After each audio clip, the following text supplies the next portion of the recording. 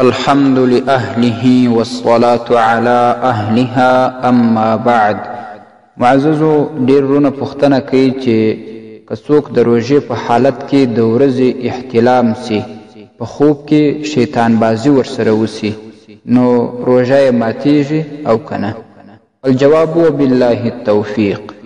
محترمو، که سړی یا زنانه د ورځې د روژې په حالت کې احتلام سي، یعنی په خوب کې غسل ور باندې واوړي، روژه یې نه ماتیږي.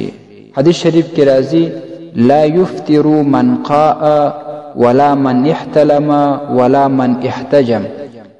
روژه نه ماتیږي د هغه چا چې قی ووهي، هغه تر خولې راووځي، او د هغه چا چې په خوب کې احتلام سي، یعنی غسل ور باندې واوړي، او هغه څوک چې حجامه وکړي، یعنی مطلب خپله وینه وباسي.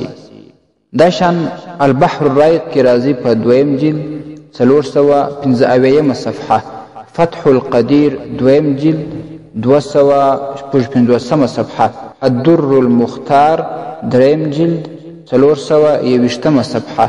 السلام علیکم ورحمت الله وبرکاته. ستاسي د اسلامي پوښتنو جوابونکی مفتی حکیم الله صابر الحنفي صاحب.